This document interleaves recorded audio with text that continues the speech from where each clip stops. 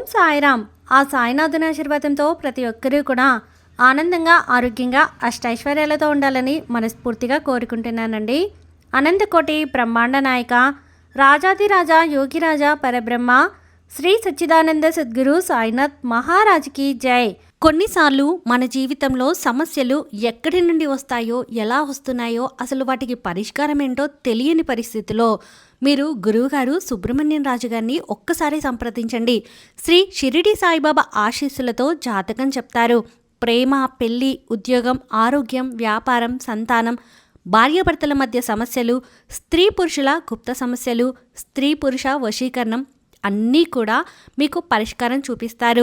మీరు ఎక్కడికో వెళ్ళి డబ్బులు ఖర్చు చేసుకోవాల్సిన అవసరం అస్సలు ఉండదు. ఫోన్లోనే మీకు ఎటువంటి సమస్య ఉన్నా సరే 24 గంటల్లో పరిష్కార మార్గం అనేది చెప్తారు.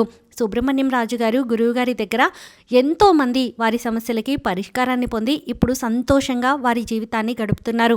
కుటుంబ సమస్యలు, కోర్టు సమస్యలు ఎలాంటివి ఉన్నా కూడా తప్పకుండా మీకు పరిష్కారం అనేది చూపిస్తారు. గురువుగారి ఫోన్ నెంబరు 96698722. తప్పకుండా మీరు గురువుగారిని ఫోన్లో కాంటాక్ట్ చేసి మీ సమస్యలకి పరిష్కారం అనేది తెలుసుకోండి. ఈరోజు బాబాగారు మన కోసం అందించిన సందేశం ఏంటి అంటే, తల్లి నిర్లక్ష్యంతో నెట్టివేయొద్దమ్మా, నీకు కావలసిన శుభవార్త ఈ క్షణమే వింటావు, వెంటనే తెలుసుకో అని చెప్పి బాబాగారు అయితే అంటున్నారండి. మరి బాబాగారు పంపించిన సందేశం మీకు పూర్తిగా అర్థం అవ్వాలి అంటే వీడియోని చివరి వరకు స్కిప్ చేయకుండా చూడండి. అలాగే ఫస్ట్ టైం ఛానల్ని చూస్తున్న వారు సబ్స్క్రైబ్ చేసుకొని పక్కనే ఉన్న బెల్ ఐకాన్ని క్లిక్ చేయండి. తల్లి, ఈరోజు గురువారం రోజున నీ దగ్గరికి నీ సాయి శుభవార్త తీసుకుని వచ్చాడమ్మా. కళ్ళు తుడుచుకొని ఒక్కసారి విను. ఒక మంచి సందేశాన్ని తీసుకుని వచ్చాను. ఈ సందేశంలో ఉన్నటువంటి పరమార్థం ఏంటని నీ బాబా మాటల్లోనే వినమ్మా. తల్లి, కాలం అయిపోయిందని అనుకుంటున్నావా? ఆశ నిరాశ అయిపోతుందని బాధపడుతున్నావా?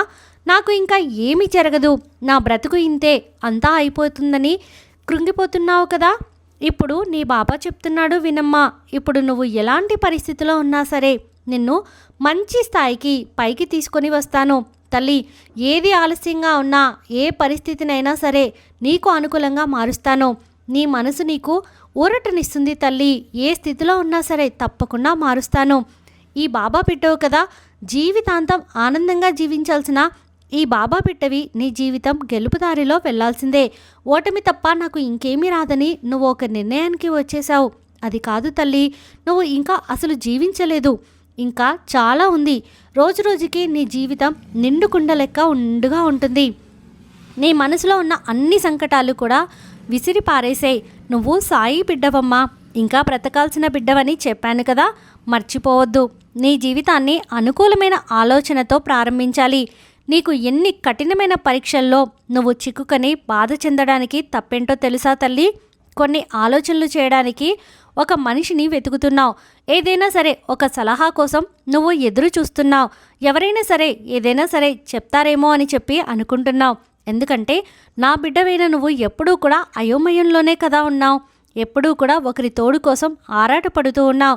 ఎందుకంటే నీ వల్ల కాదని నువ్వు నిర్ణయించుకున్నావు. కాబట్టి ఒక్కటి తెలుసుకో అమ్మా, నీ జీవితం నీదే కదా, నీ జీవితం నువ్వే కదా జీవించాలి. అలాంటి నీ జీవితానికి కావలసిన మంచి నిర్ణయం కూడా నువ్వే తీసుకుంటావు కదా. నువ్వు ఎందుకు వేరే ఒకరి కోసం ఎదురు చూస్తూ ఉన్నావు? నీ జీవితం నువ్వే సరి చేసుకోవాలి. నువ్వు మాత్రం ఒకటి తెలుసుకోవాలి, ఏదైనా సరే లోతుగా చూడగలవు. అందులో కష్ట నష్టాలు, సుఖదుఖాలు అన్నీ కూడా నీకే తెలుసు. నీ నిర్ణయం ఇంకొకరికి అప్పగించవద్దు. తల్లి, నువ్వుగానే నిర్ణయం తీసుకో. తప్పో ఒప్పో నీ జీవితం నువ్వే సరి చేసుకో. ఏదైనా తప్పు జరిగితే ఇతరుల మీద తప్పు నెట్టి వేయకుండా అన్నిటికీ నువ్వే బాధ్యత వహించు. మంచి నిర్ణయం తీసుకో. అందరి ముందు ఒక యథార్థం చెప్తాను. ఏంటో తెలుసా? నేను అడిగితే నా బాబా వేరొకటి ఇస్తున్నారు, నేను ఒకటి తలిస్తే నా సాయి ఇంకొకటి తలుస్తున్నారని వ్యతిరేకంగా అన్నీ జరుగుతున్నాయని అనుకుంటున్నావు. కానీ నిజమేంటో తెలుసా తల్లి? నువ్వు నా దగ్గర ఏం కోరావో, నీకు ఎప్పటికైనా సరే ఆనందం అంటే ఇప్పటికైనా ఆనందాన్ని ఇవ్వు, శక్తిని ఇవ్వు, మనోధైర్యాన్ని ఇవ్వు అని చెప్పి నువ్వు కోరావు కదా. ఈ సాయి నీకు ఇచ్చారు కదా. ఎటువంటి కఠిన పరీక్షలైనా సరే నీకు ఎప్పుడూ కూడా కఠినమైన పరిస్థితులు మనోధైర్యంతో, బుద్ధిశాలితో, శక్తి వచ్చేలా కొన్ని పరిస్థితులు నీకు ఇచ్చాను. అర్థమైంది కదా. దానికి అర్థం నువ్వు ఏదైనా సరే తప్పుకోవాలని అర్థం కాదు, నీకు నువ్వే ఆనందం తెచ్చుకోవాలని అర్థం. నువ్వు ఏదైనా తట్టుకోవాలంటే నువ్వు ఆ పరిస్థితిని ఎదుర్కోవాలి. నీకైనా ఆనందం తప్పకుండా కలుగుతుంది. మరొకసారి నాకు సిరి సంపదలు డబ్బు ఇవ్వమని అడిగావు కదా, అందుకోసం నేనేం చేశాను, అందుకని శ్రమ చేస్తే తప్పకుండా సిరి సంపదలు వస్తాయి కదా. మరొకసారి అదృష్టం అడిగావు, అందుకోసం ఎన్నో అవకాశాలు కూడా నీకు ఇచ్చాను. ఇంకా మనశ్శాంతి అడిగావు, ఇతరులకు సహాయం చేయి, మంచితనంతో ఉండు, నీకు మంచి అంటే మనశ్శాంతి లభించేలా ఉంటుందని చెప్పాను. దాన ధర్మాలు, పనులు, సహాయం చేయడం తప్పకుండా మనశ్శాంతి దొరుకుతుంది తల్లి. ఇప్పుడు చెప్పు, నీకు అడిగిందే కదా ఇచ్చాను, నిరంతరం ఆనందం ఇచ్చాను. ఆకలి అన్న వారికి ఆహారం తయారు చేసుకునే నైపుణ్యాన్ని, శక్తిని ఇచ్చాను. ఎందుకంటే రేపు అతను మరికొంతమంది ఆకలి తీర్చే సామర్థ్యం కలుగుతుంది కాబట్టి అలా తయారు చేశాను.